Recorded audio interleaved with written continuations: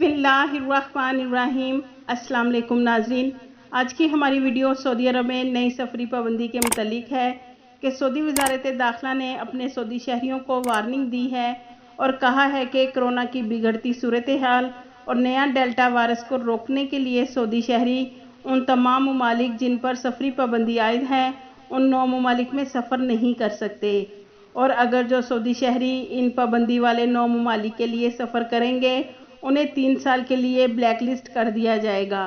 यानी सऊदी शहरी खिलाफ वर्जी की सूरत में सऊदीया से बाहर 3 साल के लिए सफ़र नहीं कर सकते। नाजरीन, जैसा कि आपको मालूम है कि पाकिस्तान की सोशल मीडिया पर ये न्यूज़ गर्दिश कर रही है कि कराची में कोरोना की सूरत हाल काफ़ी संगीन है और बहुत ज़्यादा कोरोना के केसेस सामने आए हैं।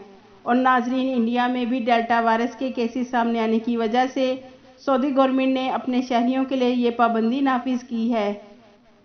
नाजरीन, वज़ारत दाखिला ने तमाम सऊदी शहरियों को हदायत की है कि पाबंदी वाले ममालिक का बराह रास्त या किसी और मुल्क के रास्ते सफ़र पर पाबंदी बरकरार है।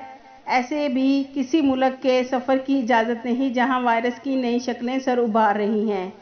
तो नाजरीन, वज़ारत दाखिला ने सऊदी शहरियों से कहा कि वो ऐसे किसी भी इलाके में ना जाएं जहां वायरस फैला हुआ हो या जहां सेहत सूरत हाल मुस्तहकम ना हो, और वो जहां भी जाएं कोरोना SOPs की सख्ती से पाबंदी करें। नाजरीन, दूसरी तरफ जैसा कि आप जानते हैं कि 27 जुलाई बरोज़ मंगल को सऊदी वज़ारत ख़ारजा ने पाकिस्तान का दौरा किया और अपने बयान में ये भी वाज़ह किया कि सऊदी हुकाम ने कोरोना वबा की वजह से जो सफरी पाबंदियाँ आयद की हैं उन सफरी पाबंदियों को नरम करने पर काम कर रहे हैं। नाजरीन, हमने सऊदी हुकाम के दोनों बयान आपके साथ शेयर किए हैं और अल्लाह से दुआ करते हैं कि जल्द अज जल्द हालात बेहतर हों और फ़्लाइट्स बहाल हों। आमीन। आपके कीमती वक्त का शुक्रिया।